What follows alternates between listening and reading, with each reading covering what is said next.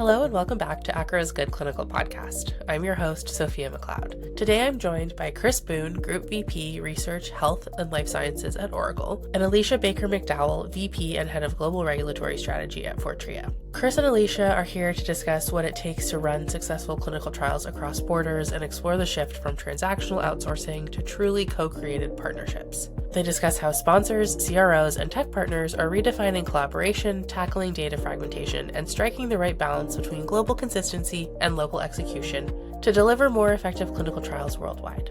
And with that, let's get into the episode.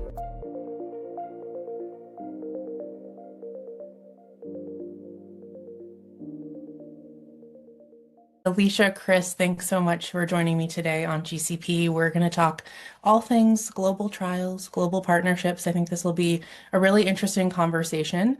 I think you both come at this from different perspectives, so this should be really fun, and I'm excited to see where we go. Alicia, I thought we could start with you for this first question, and then Chris, please feel free to jump in as well. When you're thinking about this global landscape of clinical trials, what do you see as having fundamentally changed in how sponsors, CROs, and tech partners work together on a global scale? Maybe from, 10 years ago, 5 years ago to now, and what do you think is driving that change the most?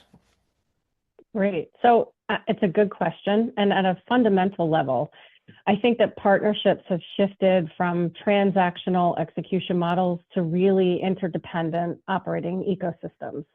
10 years ago, responsibilities were more linear. Sponsors designed, CROs executed, and the technology vendors supported. And today it's more linear. And that's really how the shift I've seen. And then the globalization of development strategy has really changed the landscape. It was always US, EU first, and then follow on everywhere else. But now programs are increasingly designed to support simultaneous or near simultaneous development. So we have to have that alignment up front. I totally agree. I mean, I think as a technology partner, we don't necessarily just see ourselves as vendors in this in the global clinical trial ecosystem. To Alicia's point, so we really are very focused on being a tech partner, and so I feel like you have a trifecta that's occurring where you have the sponsor, the CRO, and the tech partner that's a part of that, and to Alicia's point, you're sort of co-creating. I think there are several things that are probably driving a lot of that, though. I think first of all, the science is advancing like crazy, and you're seeing more trials in cell and gene therapies, the rare diseases, and precision. Oncology is also an area of focus that I know that we get pinged a lot about. I think just the sheer amount of data that's being sort of ingested and utilized, which is hence the reasons for a lot of the platforms that we have. And I think lastly, I'm just thinking about the sort of regulatory engagement and momentum that they're putting out there, whether they be sort of guidance documents or actual policy itself, that's really lending itself to much more innovation in this space. And I think that it sort of creates a tremendous amount of excitement for all parties involved. That's a great point. And I think, the really honing in on the word partner is really important here. And I think that evolution has been great to see. I think it's no secret that clinical trials are complex.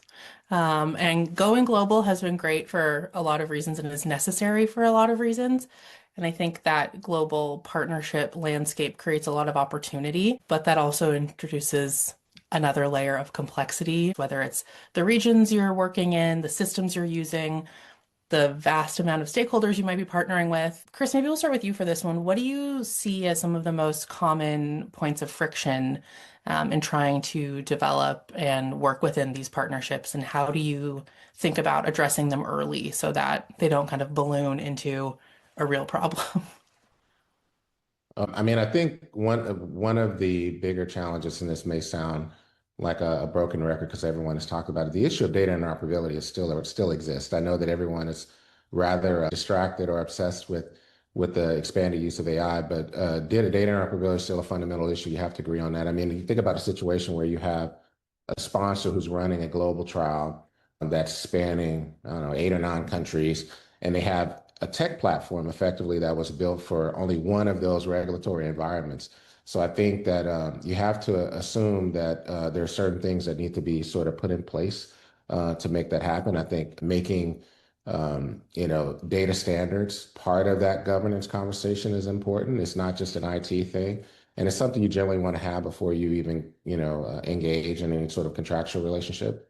I think the second thing that's equally important is that accountability gap. I mean, it's like what you're seeing now where sponsors own the protocol, CROs own the execution, tech partners now own the platform, but nobody owns that intersection of where they all three meet. And I think you're starting to see some level of evolution with one or more of those partners taking on another role as part of that. So there's a bit of a convergence happening. I think that's part of it. And then I think the last thing that I would say is probably a friction point, if you will, is the cultural piece. I think that, every country, while, it's ideal, people want to say, I have this global approach and they're going to do it the same way in every market or every country that we operate in. But the reality is there is a tremendous advantage to doing localization, as pretty much one of your core study design principles and not necessarily trying to retrofit it. And I think we've seen that happen a number of times from the tech side. Yeah, and Alicia, you come at this from, a regulatory background. How do you see the same question, but from that lens, maybe? Sure. I mean, it's similar to what Chris was saying, but just with the regulatory view, misaligned assumptions from the start really lend to confusion and having different interpretations of what global means in practice, particularly around the endpoints, the digital tools, the data flows.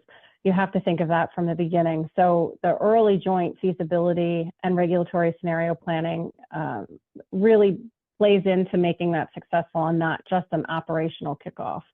And then kind of avoiding regional regulatory blind spots. So taking that global perspective into consideration from the beginning. Again, as I mentioned before in the previous question, like looking at US, EU only or first, and then trying to hope it works everywhere else is not something that works anymore. We have to think about what those other countries involved and where you're looking to commercialize your product play into that strategy and getting that in there from the beginning rather than trying to fix it later on down the road.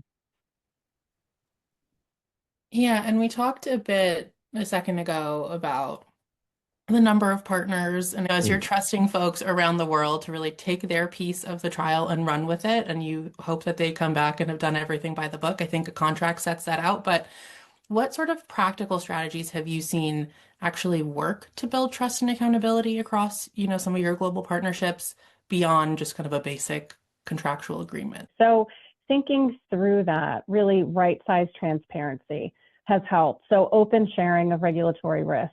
And even when it's uncomfortable, I think that shows a vested interest in the program and a shared partnership with executing. Joint decision forums, so standing governance bodies where sponsors and CRO leaders resolve trade-offs together rather than escalating through contracts. So really having, again, showing that ownership on both sides and consistency of teams. That's historically challenging with CROs and having turnover and stability in the regulatory and operational leadership builds institutional memory and trust. So really having that consistency of team, I think, helps build the trust with, between the CRO as well as the sponsor. I mean, I completely agree. I think that, certainly technology plays a huge role in the way she describes it, but the transparency piece is definitely something that's oftentimes underrated as one of the trust builders. And I think the more you can have partners who have some sort of shared or real-time visibility into the same data where you're using it as the sort of single source of truth, it does create not just trust, but I think more effective collaboration because you start to look at it like you're solving the problem together from a single source of truth rather than you have your data, I have mine, who's right, and who's wrong, right? And so you kind of remove that element as a barrier to trust in these relationships. I wanted to kind of build off of some of what we've been talking about and get into some lessons learned for our listeners. We like global consistency, we like regulatory harmony and all of that wonderful stuff. But I think when you're dealing with such diverse regions and localities, obviously, It's not going to be a one size fits all solution. You need to be a little bit flexible, I think, depending on perhaps where you're running the trial. Chris, maybe I'll start with you on this one, but what have you learned about building governance models that kind of hit that balance of global consistency with local flexibility? And where do you think partnerships can often get that balance wrong? I think governance for many people is treated like a four-letter word, and they treat it as very much more procedural and oversight, and not really as something that could be what I feel is deeply strategic.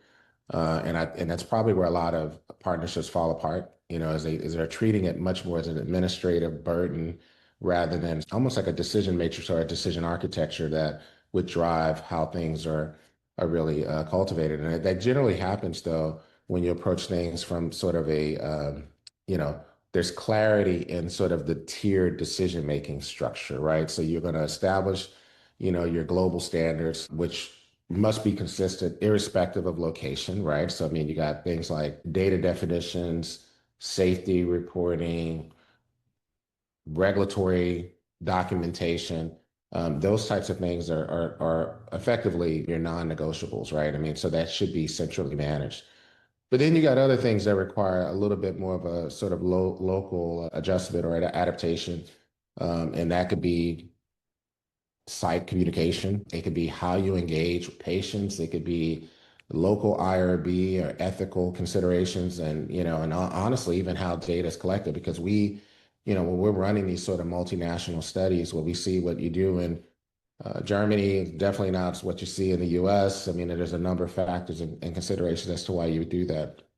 I think the most common mistake that people are making is over centralizing, right? I mean, and you think that it's kind of counterintuitive because you assume that if I centralize the decision making, it actually should accelerate the ability to make decisions. But you will find that many people at the local levels actually find that it slows things down. And so, because every decision literally has to flow upward, and then they have to translate or interpret that decision and apply it locally, right? And that local sort of deviation then requires you to go back to the governance and say, can we do this? This is what we need to do. And so ultimately, I think that, just having a clear sort of decision architecture is good. Try your best to avoid over centralizing where you really don't need to. And then I think, now I'm going to sound like the technology guy. Then the sort of use of technology effectively can help drive a lot of that positive energy and the governance process, especially as it pertains to like a clinical protocol. Just to add a few things, defining those non-negotiable things early on from a global perspective helps structure the governance model. And then you can allow for some flexibility where possible, but include the clear escalation pathways when the local adaptations are affecting the global strategy. So really, it's just taking that global perspective into consideration, defining things early on so you have that structure and framework moving forward. But I think Chris hit it all. And maybe to stick with you for a second, Alicia, I mentioned your regulatory hat that you are wearing. And when you think about your team working with the operations folks at Fortrea, what lessons have you learned about designing protocols that are well and truly globally executable from day one? Sure. So certainly over-centralization of the protocol design that ignores the regional realities of development leads to protocol amendments, leads to a lot of change and a lot of confusion. So something that was really drilled into my head very early on as a regulatory strategist, begin with the end in mind. So when you're writing that protocol and building that design, ultimately, where are you looking to commercialize your product? And from there, you work backwards, and you have to take everyone into consideration of where you're looking to commercialize, because you want to have a single data package as much as possible to support your registration. You're not wasting time. You're not wasting patients. You're really getting, it could be a simple tweak in a protocol design that would not impact the overall intent of the study, but it's going to meet the needs of various regulators. So really that over-centralization that ignores the regional aspect can really kind of derail your path forward. Yeah, and I wanted to sort of zoom in a little bit on what you were saying around protocol amendments, and I'm wondering about how partnerships can really reduce amendments and rework. And Chris, I want to bring you in here too. I don't know if you guys have any thoughts, just kind of in a little more detail on this one for folks. Yeah, I mean, I think from the tech side, I mean, we see this play out all the time, and I think sometimes the protocols call what really can't technically be executed on at that local level, right? An example I would give, if a protocol requires some level of data capture that the local EHR can't support, and what I've also seen too is that they have this visit schedule that doesn't necessarily match the local care patterns. I mean, you're going to get some sort of deviation from the protocol, right? I mean, it goes back to that governance topic that we had earlier. So I think from a tech perspective, and the tech can enable it, right? You want to do that level of feasibility as part of your, selection process to make sure that you have that ability to do that, and make sure before the protocol is locked, you can make those proper adjustments. And that ends up being, I think, one of the highest sort of ROIs you can get from the tech when it comes to this type of work. So I think that designing protocols that effectively cannot be effectively executed at the local level for a number of reasons, not the least of which there's some technical limitations with with whatever data capture platform you're using, whether it be the EHR, what EDC, whatever. And then there's that local sort of how patients even engage with their providers, and how that plays a role in it too. So I think those things should be considered. Yeah, absolutely agree. Regulatory strategy, operations, and country intelligence have to be integrated before that final protocol sign off. It's great if you have a protocol design that regulators will accept, but it's not feasible to recruit and execute. You have no chance of success. And the same is true where you have a protocol design that's easily achievable from an execution standpoint, but the design isn't sufficient for regulators and what you're looking to do and claim in your label, then again, you're not successful. So you have to integrate all of those aspects from the beginning before you get that protocol finalized. So I'm wondering if you guys have any thoughts, any advice on how to proactively incorporate local insights without slowing down global timelines, not just from a recruitment standpoint, obviously, but kind of in a bigger picture.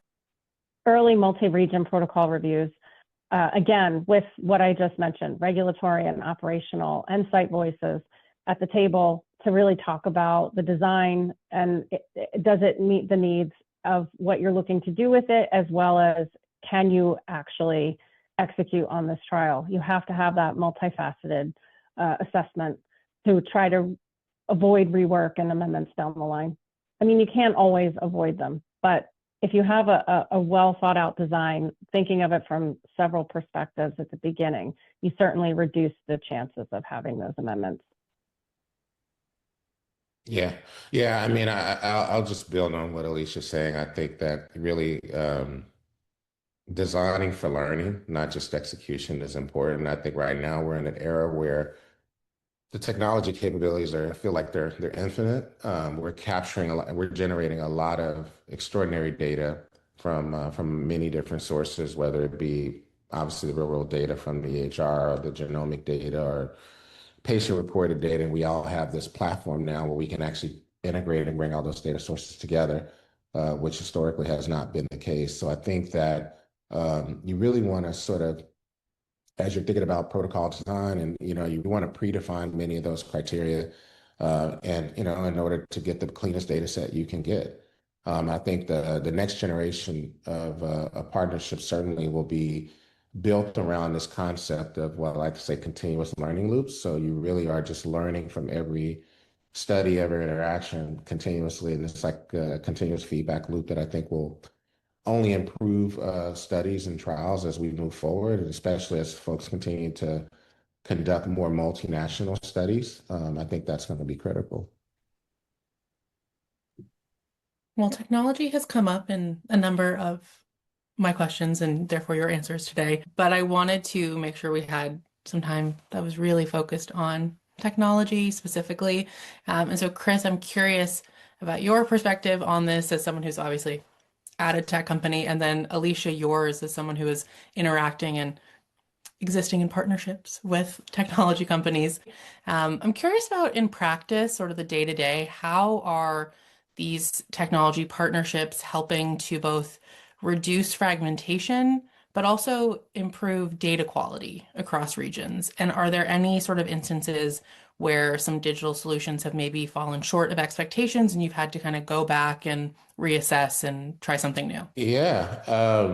Okay, this is where I have to be honest about, sort of our wins, and I'll probably say, I guess I'll just call it our humbling moments, because I think everyone, sort of, or I'll say us specifically, have had both. I think the wins, the genuine wins, are that we were able to create unified data platforms. I do think they're making a huge difference in this issue of fragmentation and interoperability, because you're not trying to piecemeal or create some sort of patchwork quilt when it comes to trial data from all the different countries. And I think that, as I mentioned earlier, this idea of creating a common data model that's applied consistently across all of the countries actually allows for you to do that. I mean, you can have these same data definitions, you can do quality checks, you can do real-time visibility, which affects the sort of trust and accountability that you were talking about earlier. I don't think those are minimal or, improvements. I think they're pretty significant. They're pretty because they're actually structural changes that affecting how you can actually execute on the study. And what that allows you to do, once you have this high quality data set, you can now use the AI that everyone loves to do, whether you're doing sort of anomaly detection, to catch many of those data quality issues, earlier than you would if you just had a human doing it, and you can really understand what the data integrity and the patient safety are. Now, getting to some of the sort of what do you call it, where we've fallen short, I guess. Mhm. Uh, I think probably it's around implementation. I think, consistency in the implementation, and consistency in just demonstrating the value of the work, the value of the platform and how it works. I think people, when it comes to sort of technology deployments in this situation, you can grossly underestimate the level of change management, training, IT infrastructure, or even, language barriers that exist that would preclude you from doing a lot of this the right way. And so I think the more we can continuously learn from those experiences and incorporate it back into the study design, I think it would be better for all parties. Yeah, I would agree. So just adding on that, from a CRO perspective, we need to enable single sources of truth for data safety and oversight. So as a CRO, we partner with a lot of different vendors, and we also develop some tools in-house. And we're looking to improve real-time visibility across regions. We have a lot of data we generate from, within the CRO that we can latch onto, and we're investing in integrating AI-powered persona-driven solutions that can look at automating critical workflows and providing custom visualizations and real-time analytics. But, as Chris is saying, with where it can fall apart, tools layered into a broken process are not going to fix the process. So we have to think about that, underestimating regional regulatory expectations, again, keeping that global perspective in focus, and insufficient change management. Technology is an enabler, but not a substitute for alignment and governance. So we have to make sure all of that's aligned as we're embracing technologies, and for us, employing different vendors and different systems and platforms. It's a lot, and there's a lot out there. They're reaching out in droves, but it's methodically thinking about what to use and when, and what makes sense. And to make sure everything flows well, and we're not just throwing a bunch of things at something and it's not going to completely work. Yeah, absolutely. We started this conversation talking about where we are now compared to 5 or 10 years ago. And so I would like to end by thinking about the future. and sort of where we're going over the next 5, 10, however many years. But I was wondering if you could each leave our listeners with a lesson or a piece of advice or something that comes to mind as you think about today's global partnerships that will be critical to getting the next generation of clinical trials right. I mean, I'm happy to jump out there. I think one of the lessons certainly is the ability to sort of design for continuous learning and not just execution. But I think just from a technology partner, I think one of the things that I think is often done, and I want people to sort of avoid this, is the overselling of integration, right? And what I mean by that is that you'll often hear people say our platform integrates with everything, right? And technically that could be true, but I think most people use the term integration as a synonymous term with interoperability. And I want to say that there is a distinction between the two, which means that you can have data that flows between systems, but it can still be inconsistent. It can still be poorly mapped. It can still be technically meaningless from a contextual standpoint, right? So I think as you think about the next wave of technology partnerships, it really isn't just purely about connectivity. It's really about semantic alignment, ensuring that data means the same thing everywhere it's collected, anywhere in the world, right? And so I think, which sort of goes back to that common data model, the global definitions, and really aligning at that level, but then having the local adaptation. So it's what I describe as more of a global approach, if you will. So I think that folks should keep that in mind as they move forward. Agree. And I would also add that we should start aligning on risk and not speed.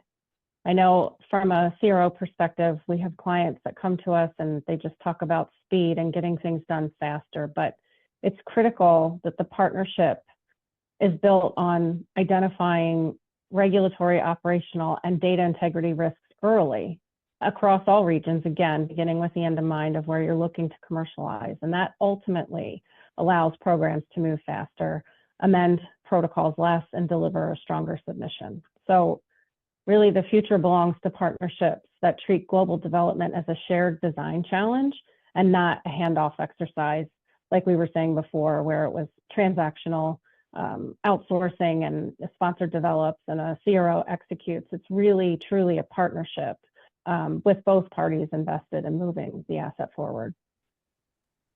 Yeah, sort of like everyone just rowing the boat in the same direction. Mm-hmm. Big team. Exactly. I don't know how big a crew team is, but we need that many people at least for this, I'm going to guess. I wanted to thank you both for joining. This has been a really great episode. I feel like I have a lot to think about coming away from this conversation, and I hope everyone who's listening will too. So again, thank you so much for joining. This has been really fun to talk to both of you. Awesome. Thanks for having us. Thank you. Thanks so much for tuning in to ACRA's Good Clinical Podcast. We'll be back next week with a new episode.